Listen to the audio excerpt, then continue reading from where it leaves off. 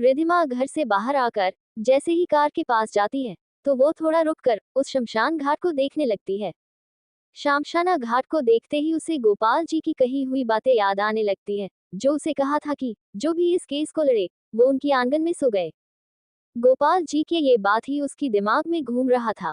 वो एकटक उस शमशान घाट को देखने लगती है। उसे इस वक्त अपने माँ बाप की याद आ रही थी, क्योंकि रिधिमा के पेरेंट्स भी उन मरे हुए लोगों में से थे। दूसरी तरफ रिशान अपनी सर सोफे पे टिकाकर अपनी आंखें बंद कर वही धुन बजाने लगता है। उसका धुन हर बीते वक्त के साथ बढ़ता जा रहा था। रिशान की धुन सुनकर गोपाल जी अपने जगह पे ही खड़े हुए थे। वो मुड़कर रिशान को अपनी आंखें छोटी कर घूरने लगते हैं।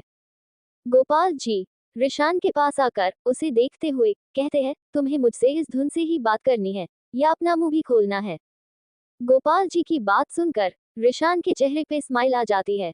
वो अपना धुन बजाना बंद कर उन्हें देखते हुए कहते हैं, मुझे पता है आपको मेरी धुन से सख्त नफरत है, तभी तो मुझे ये धुन बहुत पसंद है। गापुची। गोपाल जी रिशान को बुरी तरह घूरने लगते हैं। फिर उसकी सामने सोफे पे बैठते हुए कहते हैं, क्या बात करना है तुम्हें। रिशान फिर सीरियस होकर गोपाल जी को देखते हुए कहता है, रिधिमा ही अग्निहोत्री परिवार की बेटी है। उस परिवार में कोई जिंदा है तो सिर्फ रिधिमा, लेकिन ये बात खुद रिधिमा भी नहीं जानती। रिशान की बात सुनकर गोपाल जी के होश ही उड़ जाते हैं। वो एकटक बिना भाव के रिशान को देख रहे थे, उनके मुंह से एक शब्द भी नहीं निकल रही थी। रिशान फिर उनसे और भी कुछ बातें करता है। फिर गोपाल जी उसकी बात सुनकर वहां से जाते हुए कहते हैं, मैं उनसे बात कर लूंगा, अब तुम जा सकते हो ये से। गोपाल जी की बात सुनकर रिशान के आईब्रोज आपस में जुड़ जाते हैं। वो बस जाते हुए गोपाल जी को घूरते हुए देखता है। फिर रिशान के चेहरे पे तिरछी स्माइल आ जाती है। वो उन्हें देखते हुए कहता है, चला जाऊंगा गापुची, पर याद रखिएगा आपकी एक अमानत मेरे पास है, तो अब आपको मुझसे इस तरह बिल्कुल बात नहीं करना है। रिशान इतना कहकर तिरछी स्माइल करते हुए गोपाल जी को देखता है, जो जाते जाते रुककर मुड़ के रिशान को घूर रहे थे। रिशान उन्हें देखकर अपनी एक आंख दबाकर वहां से चला जाता है। वही गोपाल जी की हाथों की मुट्ठी बन जाती है। दूसरी तरफ रिधिमा अभी भी एकटक उस शमशान घाट को ही देख रही थी। उसकी दिमाग में बहुत सारी सवाल घेरे हुए थे, लेकिन वह जवाब देने वाला कोई नहीं था। उसकी आंखों में थोड़ी सी नमी थी। वही रिधिमा से थोड़े दूर में एक पेड़ के पीछे एक आदमी ठहरा हुआ था, जिसके चेहरे पे मास्क था और एक हाथ में गन और दूसरी हाथ में फोन, जो रिधिमा को देखते हुए किसी को कॉल कर रहा था। वो आदमी किसी को कॉल कर रिधिमा को नफरत से देखते हुए कहता है, बॉस वो लड़की अभी उस शमशान घाट के पास ही है। वो इस वक्त शमशान घाट को ही देख रही है। आप कहे तो मैं अभी उसे शमशान घाट ही पहुंचा दूंगा। उस आदमी की बात सुनकर उधर से किसी की जोर जोर से हंसने की आवाज सुनने लगती है। फिर वो अपनी हंसी को रोककर कहता है, शायद वो लड़की खुद के लिए उस शमशान घाट में जगह देख रही है, जो थोड़ी देर में खुद वही पहुंचने वाली है। तुम उसके ऊपर नजर रखो, अभी उसके साथ रिशान ठाकुर होगा। जैसे ही वो लड़की कोर्ट पहुंचेगी उसे शूट कर दो। वो मास्क पहने हुए आदमी रिधिमा को देखते हुए कहता है, जी बॉस, काम हो जाएगा। फिर वो आदमी काल कट कर रिधिमा को देखने लगता है। रिशान घर से बाहर आकर रिधिमा को देखता है, जो चुपचाप कुछ सोचते हुए उस शमशान घाट को देख रही थी। रिधिमा को ऐसे देखकर रिशान को पता चलता है कि रिधिमा के दिमाग में इस वक्त कौन सी बात चल रही है, क्योंकि रिशान गोपाल और रिधिमा की सारी बातें सुन लिया था। रिशान रिधिमा के करीब जाकर उसे बिना कुछ कहे उसका हाथ पकड़कर कार की तरफ जाने लगता है।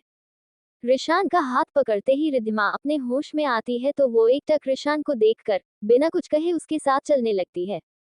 रिशान जैसे ही रिधिमा को कार के अंदर बैठाने लगता है तो उसकी मोबाइल में एक अलर्ट का बीप बजता है, तो रिशान का चेहरा सख्त हो जाता है। रिशान जल्दी से रिधिमा को कार में बैठाकर उसकी तरफ की डोर बंद कर देता है। रिशान फिर अपनी मोबाइल चेक करता है, तो उसकी आंखें हल्की लाल होने लगती है और उसकी हाथ फोन को कसके पकड़ लेती है। रिशान दूसरी तरफ जाकर रिधिमा के बगल में बैठ जाता है। वो भले ही कार के पास आ रहा था, लेकिन उसकी तीखी नजरें किसी को ही ढूंढ रहे थे। रिशान कार में बैठकर अपनी मोबाइल में कुछ टाइप कर ड्राइवर को कोर्ट चलने बोल देता है। रिधिमा रिशान को गौर से देख रही थी। जब वो कार के अंदर बैठ रही थी, तब रिशान का चेहरा बहुत सख्त था, लेकिन अभी उसके चेहरे पे एक मिस्टीरियस स्माइल थी, जो उसे समझ नहीं आ रहा था। कुछ सेकंड में ही उसकी चेहरे का एक्सप्रेशन चेंज हो गया था।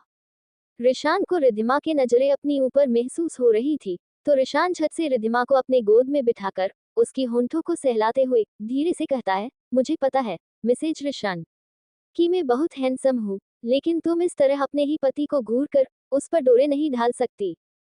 रिशान का इस तरह अचानक अपने गोद में बैठाने से रिद्धिमा अनकंफर्टेबल फील कर रही थी, इसीलिए वो उससे अलग होने की कोशिश कर रही थी कि जैसे ही वो रिशान की बात सुनती तो वो उसे बुरी तरह घूरने लगती है।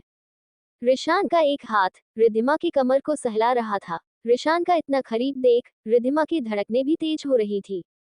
रिशान उसकी होंठों को देखते हुए अपनी मैग्नेटिक आवाज में कहता है, वैसे मुझे तुमसे बहुत सारी हिसाब बराबर करना है रिद्धिमा। रिशान की बात सुनकर रिद्धिमा उसे सवालिया नजरों से देखने लगती है। तो रिशान उसकी गाल को अपने गाल से रब करते हुए कहता है, गापुची के सामने क्या क्या कह रही थी तुम? लगता है तुम्हें मुझसे अब डर नहीं लगता, हाँ?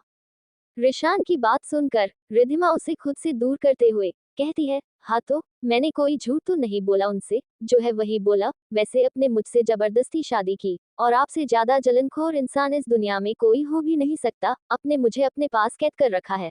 आहा रिशान।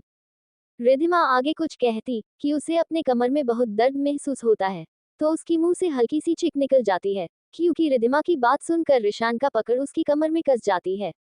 रिद्धिमा उसकी हाथ हटाने की कोशिश करती है, लेकिन रिशान के सामने उसका ताकत कुछ भी नहीं था। रिशान अपने लाल आंखों से उसे ही घूर रहा था। रिद्धिमा अपनी नम आंखों से उसे देख रही थी। फिर रिशान अपनी दांत पीसते हुए कहता है, तुम्हारी जुबान ज्यादा नहीं चल रही है आजकल, हाँ? रिद्धिमा। रिद्धिमा अपनी नम आंखों से अपनी कमर पे रिशान का हाथ हटाने का नाकाम कोशिश करते हुए कहती है, आहा रिशान, मुझे दर्द हो रहा है। रिद्धिमा की आंखों से आंसू बह रहे थे। रिशान थोड़ी देर रिद्धिमा को देख अपना हाथ हटाकर उसकी आंसू पोंछकर उसे गले लगा लेता है। रिद्धिमा जब से शाखावत हाउस से बाहर आई थी, उसके अंदर एक अजीब सी बेचैनी हो रही थी, जैसे कुछ बुरा होने का एहसास। जब वो रिशान की बाहों में जाती तो उसे थोड़ा रिलैक्स फील होता है, तो वो बिना कुछ सोचे रिशान का शर्ट कसके पकड़ उसके बाहों में और सिमट जाती है।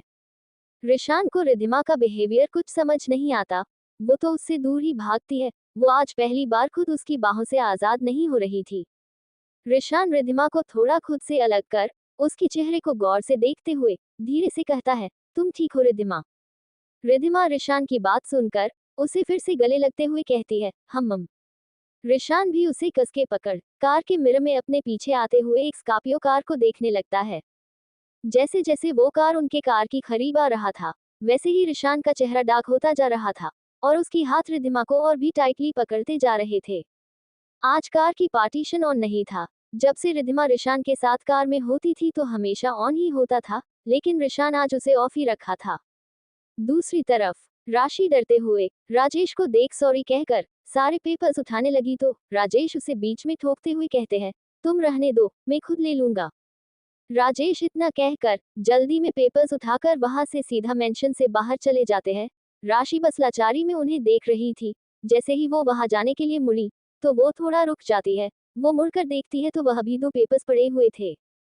राशि उन पेपर्स को देख राजेश को देखती है, जो अब तक वहां से चला गया था। राशि फिर उन पेपर्स को हाथ में लेते हुए कहती है, ये 2 पेपर्स तो यही रह गए, कोई नहीं, जब अंकल आएंगे तब दे दूंगी। राशि की नजर जैसे ही उस पेपर्स में लिखे हुए शब्द पे जाती है तो उसकी मुंह से एक ही शब्द निकलती है, अग्निहोत्री। कार में रिशान की कार कोर्ट के सामने आकर रुकती है, लेकिन रिद्धिमा अभी भी रिशान के सीने में अपना सर रखकर वैसे ही उसकी गोद में बैठी हुई थी। रिशान रिद्धिमा के चेहरे को गौर से देखता है। उसकी चेहरा थोड़ा उदास लग रहा था। रिशान फिर उसकी चेहरे को सहलाते हुए कहता है, रिद्धु, कोर्ट नहीं जाना तुम्हें? रिशान की बात सुनकर रिद्धिमा वैसे ही उसकी गोद में रहकर कहती है, जाना है। रिशान रिद्धिमा को खुद से अलग कर रिद्धिमा को गौर से देखकर फिर उसकी नोज को थोड़ा पिंच करते हुए कहता है, इस जंगली बिल्ली को क्या हुआ है, आज इतनी उदास क्यों दिख रही है? रिशान की बात सुनकर रिद्धिमा बसना में सर हिला देती है।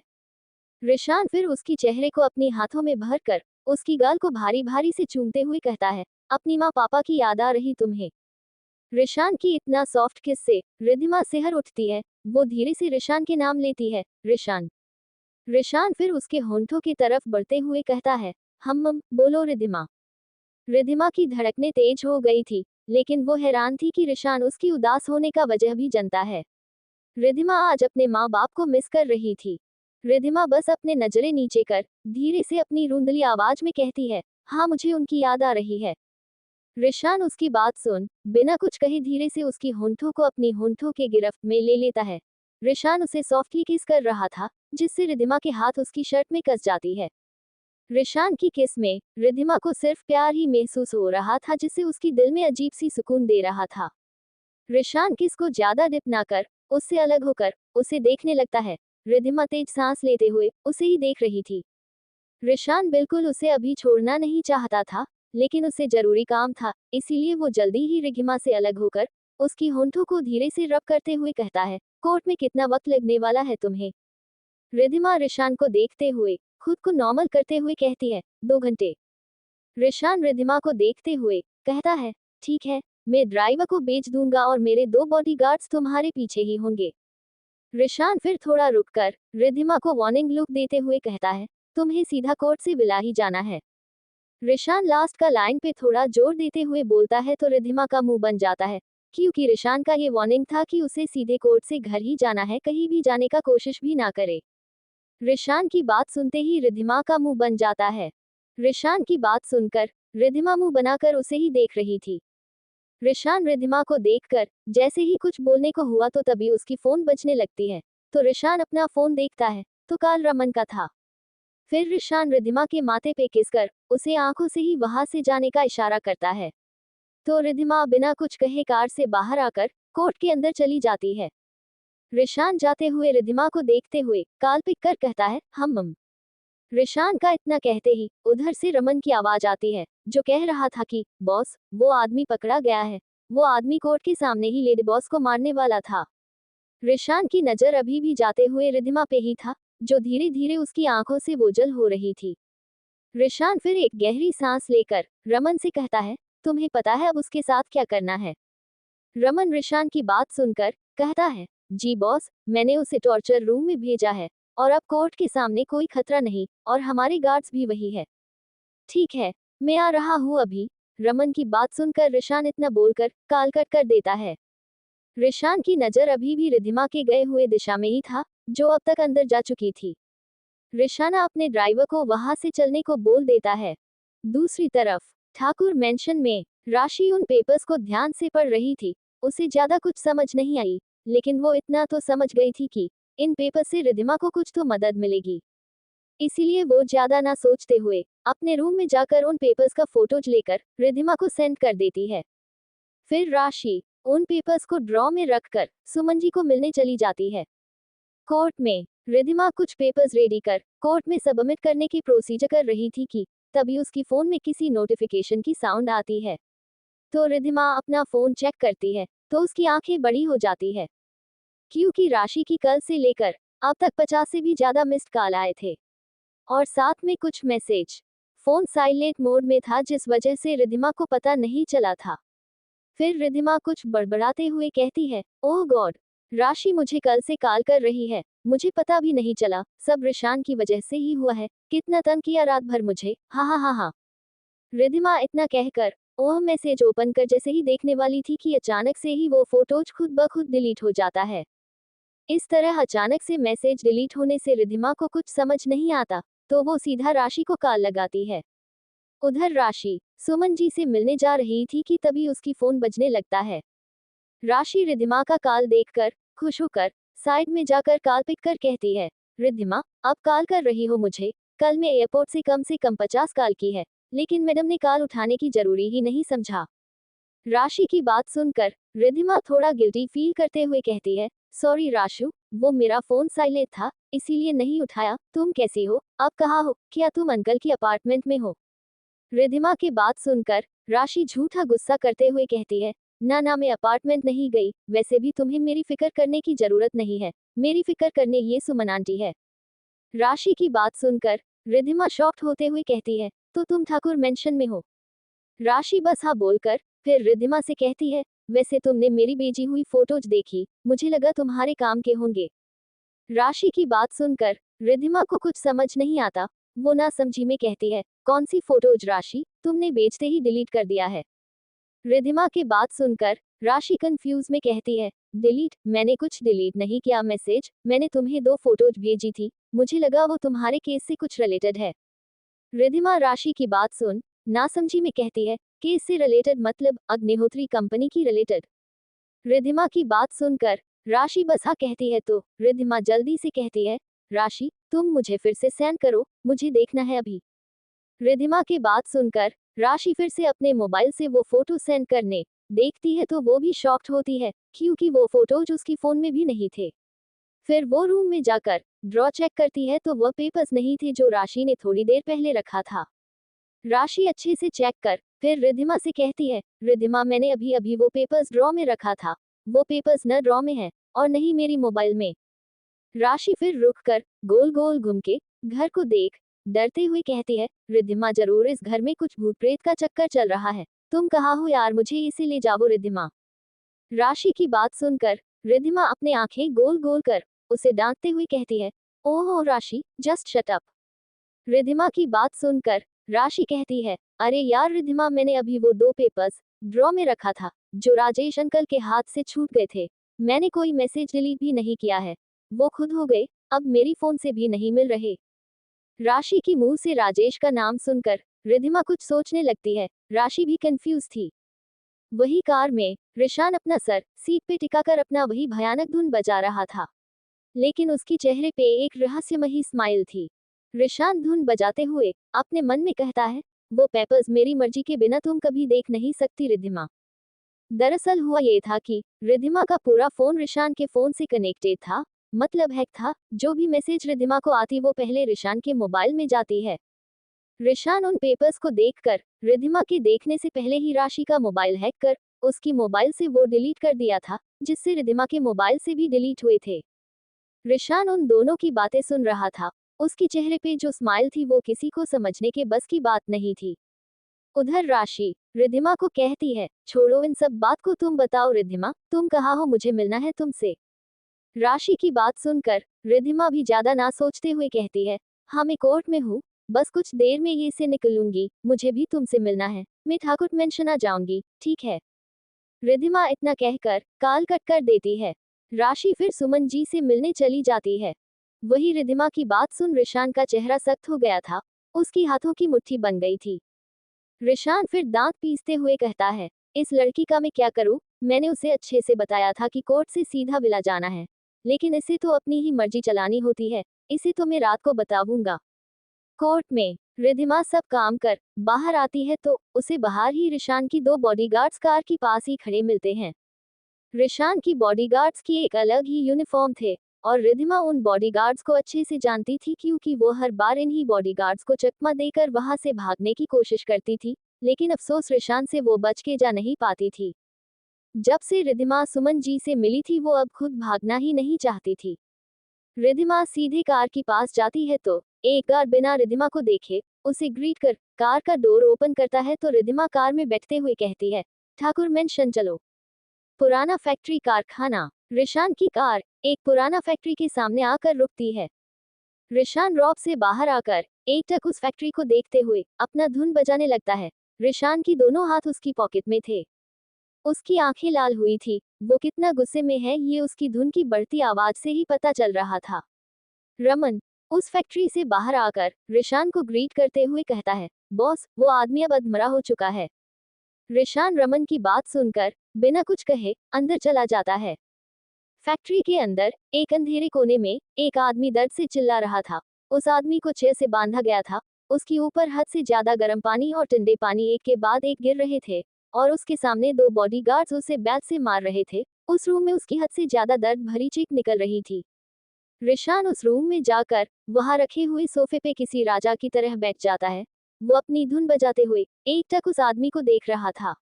वो आदमी रिशान का धुन सुनते ही सुन्न पड़ जाता है। उसे दर्द से चीखने के लिए भी उसकी आवाज उसकी साथ नहीं दे रही थी। वो बहुत मुश्किल से रिशान को देखते हुए कहता है, प्लीज मुझे छोड़ दो, मुझसे गलती हो गई, मुझे किसी ने पैसे दिए थे ये सब करने, प्लीज मुझे माफ कर दो। रिशान उस आदमी की बात सुनकर जोर जोर से हंसने लगता है, फिर अपनी हंसी को रोकते हुए कहता है, रिशान ठाकुर से किसी को भी माफी नहीं मिलती, अगर मिलती है तो सिर्फ सजाए मौत। रिशान इतना कहकर रमन को देखता है तो रमन बॉडीगार्ड्स को इशारा करता है तो बॉडीगार्ड्स उस आदमी को चेयर से उठाकर जलती आग में फेंक देते हैं। रिशान सोफे पे अपना सर टिकाकर अपनी आंखें बंद कर अपना वही धुन बजाने लगता है। उस रूम में अब आदमी की दर्दनाक चीख गूंज रही थी, जिसे सुनकर रिशान के चेहरे में एक सुकून की स्माइल आ जाती है। जब उस आदमी की चीखें बंद होती तो रिशान अपनी आंखें खोल रमन को कुछ इशारा करता है तो रमन उस मरे हुए आदमी की फोन से किसी को कॉल कर रिशान का हाथ में दे देता है। रिशान फोन लेकर अपने कान से लगा लेता है तो उधर से किसी की चिल्लाने की आवाज सुन उसकी चेहरे पे तिरछी स्माइल आ जाती है। उधर से एक आदमी चिल्लाते हुए कहता है, रिशान ठाकुर। उस आदमी को अब तक पता चल गया था कि रिद्धिमा को कुछ नहीं हुआ है और अपना आदमी पकड़ा गया है, इसीलिए उसे पता था कि अब रिशान का ही काल है। उस आदमी के मुंह से अपना नाम सुनकर रिशान के चेहरे पे टेढ़ी स्माइल आ जाती है। फिर रिशान अपना सख्त आवाज में कहता है, नॉट बैड, सही पहचाना तुमने, रिशान ठाकुर ही है। मैंने कहा था ना तुम उसे छू भी नहीं सकते, क्योंकि उससे पहले तुम्हें मेरी सामना करना पड़ेगा। उधर से वो आदमी चिल्लाते हुए कहता है, कब तक बचाओगे तुम उसे, मैं उसे मारकर ही अपना दम तोड़ूंगा, देख लेना। उस आदमी की बात सुनकर रिशान की हाथों की मुट्ठी बन जाती है। वो गुस्से में तमतमाते हुए कहता है, तो तुम तैयार रहना, मैं आ रहा हूँ तुम्हारे सांसें छीनने। रिशान इतना कहकर काल कट कर फोन दीवार पे दे मारता है। रिशान फिर उस मरे हुए आदमी के लाश के पास जाता है जो अब तक जलकर राख हुआ था। रिशान उसे घूरते हुए कहता है, तुम मेरी जान को उस शमशान घाट पहुंचना चाहते थे, लो मैंने तुम्हें ऐसे मिटा दिया कि तुम्हें शमशान घाट क्या कहीं भी पहुंचने की लायक ही नहीं छोड़ा मैंने। रिशान इतना कहकर फैक्ट्री से निकलकर सीधे ठाकुर इंडस्ट्री चला जाता है। दूसरी तरफ ठाकुर मेंशन में राशि इस वक्त सुमन जी से बात करते गार्डन में बैठी हुई थी। तभी एक कार ठाकुर मेंशन के सामने आके रुकती है।